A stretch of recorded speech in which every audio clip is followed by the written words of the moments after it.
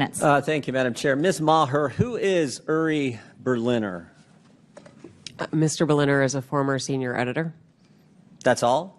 a former senior business editor for NPR. How long do you work at NPR? I believe he was there just over 25 years. 25 years? Award-winning journalist? Did he win any awards? Our time to Peabody Award? That's pretty important, isn't it? That is So absolutely. pretty distinguished journalist, right? Certainly. And he wrote a long story about what you do at NPR. Is NPR biased? Congressman, I have never seen any instance of political bias determining editorial decisions. No. Well, Mr. Berliner, in his story last year, wrote, in the D.C. area, editorial positions at NPR, he said he found 87 registered Democrats, 0 Republicans. Is that accurate? We do not track the numbers or the voter registration, but I find that Was award-winning journalist who worked 25 years at NPR, Mr. Berliner, was he lying when he wrote that? I am not presuming such. I just we don't track that information about our journalists. 87 to 0, and you're not biased. I think that is concerning if those numbers are accurate. It's concerning. I mean, it wasn't 44-43. It wasn't 60-27. It wasn't 70-17. It wasn't even 80-7. It was 87 Democrats, 0 Republicans, and you say NPR is not biased. How about the big stories over the last few years? According to Mr. Berliner, again, he wrote on the Trump-Russia story, he wrote, at NPR, we hitched our wagon to Trump's most visible antagonist, Representative Adam Schiff. He said they interviewed him 25 times. Is that accurate? I was not there at the time, but those numbers sound accurate. Yes. Those sound accurate. But then he said when the Mueller report came out and Robert Mueller said he found no evidence of collusion, he said Russiagate faded from our programming. Is that accurate? Again, I was not there at the time.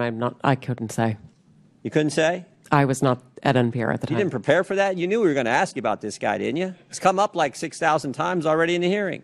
I just couldn't say whether it faded from our coverage, sir. How about this story? October 2020, the New York Post had the Hunter Biden laptop story, and one of those editors, I guess one of those 87 Democrat editors, said this: we don't want to waste our time on stories that are not really stories. We don't want to waste the listeners' and readers' times on stories that are just pure distractions. Was that a pure distraction story?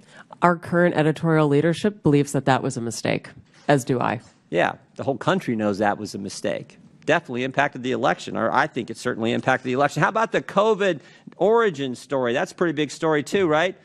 Mr. Berliner said, we became fervent members of the team Natural Origin, even declaring that the lab leak was debunked by scientists. Turns out, though, the lab leak is what most people think actually caused the COVID virus.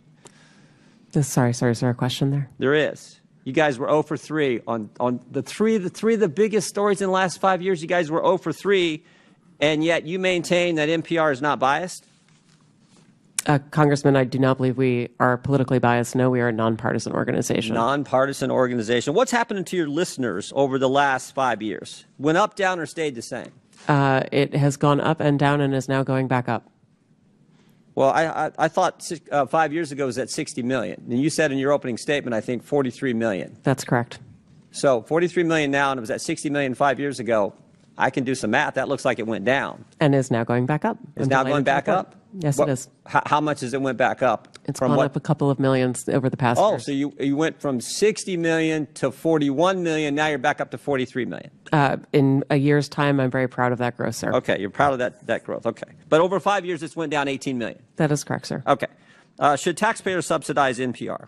I believe that taxpayers subsidize local stations, sir. That is the vast majority of what I thought you said you got 11 million from Corporation of Public Broadcasting, which is taxpayer funded directly to you, right? That is to support the public. And then local stations get it from the Corporation of Public Broadcasting, right? They get taxpayer money. 100 million that goes to the local 100 million goes to local stations, and then those local stations buy back programming and content from you. So that money goes to the local stations, comes back to you, gets routed through the local stations, all taxpayer money. Those fees are actually based on private donations rather than on federal funding. Well, we all know money's fungible, so some of it gets put in there.